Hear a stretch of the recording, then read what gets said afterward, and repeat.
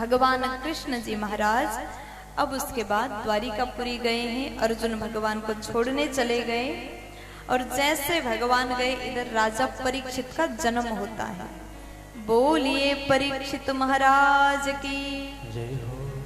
उत्तरा के गर्भ से राजा परीक्षित का जन्म हुआ, जिसका नाम ब्राह्मणों ने संतों ने विष्णु रात रख दिया। विष्णुना रात इति विष्णु रात। जिस बालक को गर्भ में भगवान विष्णु द्वारा रक्षा किया गया था, इसलिए उनका नाम हुआ विष्णु रात।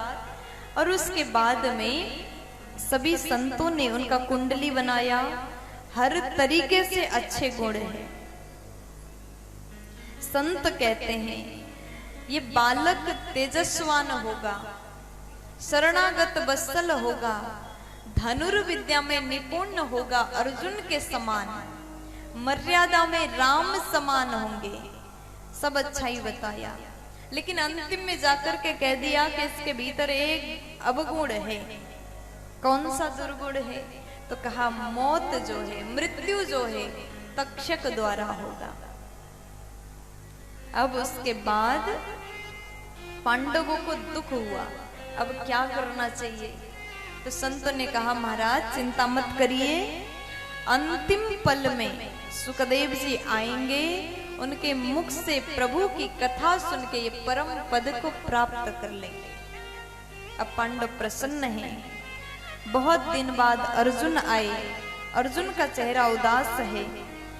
पूछा कि क्या हो गया? तब आज अर्जुन बोले महाराज वंचितो हम महाराज हरिणा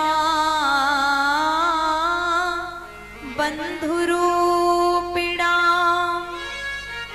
एन मे परितं तेजो देव विस्मापनम महत्। महाराज आज हमारे स्वामी हमारे कन्हैया हम सबको अनाथ करके चले गए।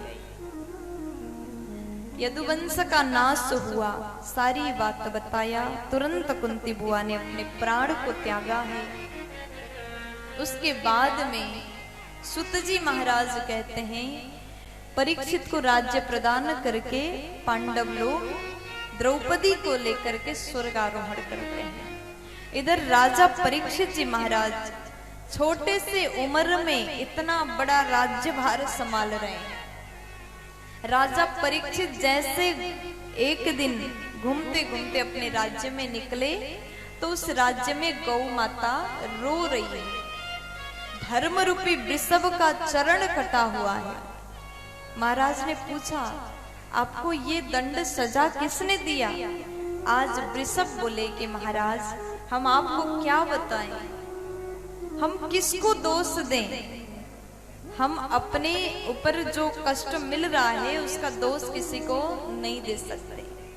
जो जैसा कर्म करता है उसको वैसा फल मिलता है।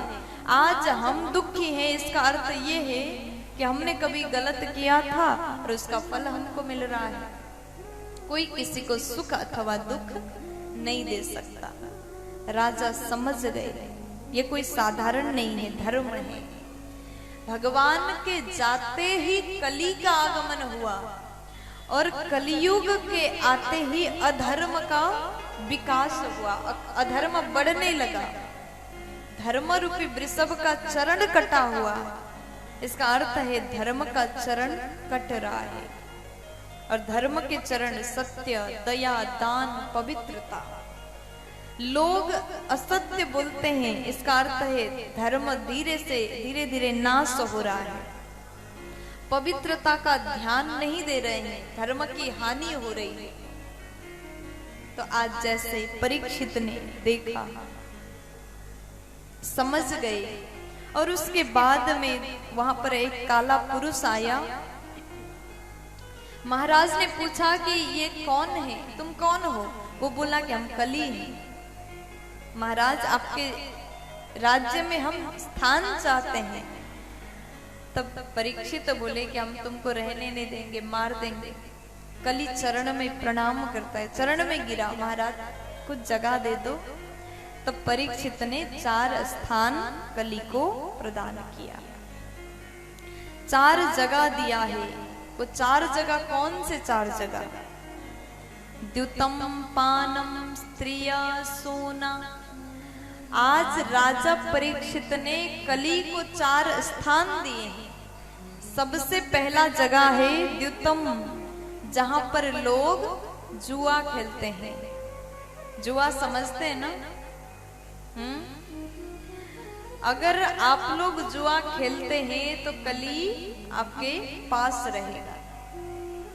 जहां लोग बैठ करके जुआ खेलता वहां कली रहता ही है, क्योंकि राजा ने 4 जगह दे दी है। देखिए राजा परीक्षित ने हम लोगों के ऊपर कितना बड़ा उपकार कर दिया। कुछ फिक्स 4 जगह निर्धारित कर दिए कि तुम यहाँ यहाँ यहाँ रह सकते हो, उसके अलावा कहीं और नहीं जा सकते। हम कलयुग में बैठे हैं, कलयुग के प्राणी हैं, लेकिन हम कथा पंडाल में बैठे हैं तो यहाँ पर कली का प्रभाव नहीं है। आपके घर में सब अच्छा चलता है, पूजन पाठ करते हैं, लोग झगड़ा नहीं करते हैं, तो वहां कली का प्रभाव नहीं है। लेकिन कह दिया है कि अगर आप जुआ खेलते हैं तो आप कली के प्रभाव में हो।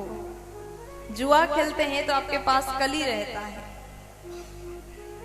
द्युतम पानम, दूसरे नंबर में कहा कि जो लोग मदिरा पान करते हैं वहां पर भी कली रहता है।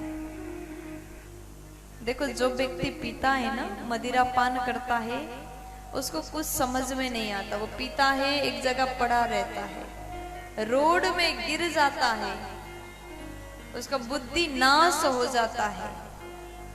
क्योंकि जहां लोग मदिरा पीते वहां कली रहता है, कली के संग कर रहा है, इसलिए उसका बुद्धि का नाश हो गया है। अगर कली के प्रभाव से बचना चाहते हैं तो मदिरा पान मत करिए। स्त्रिय, जहां पर परस्त्री गमन होता है वहां पर भी कली रहता है।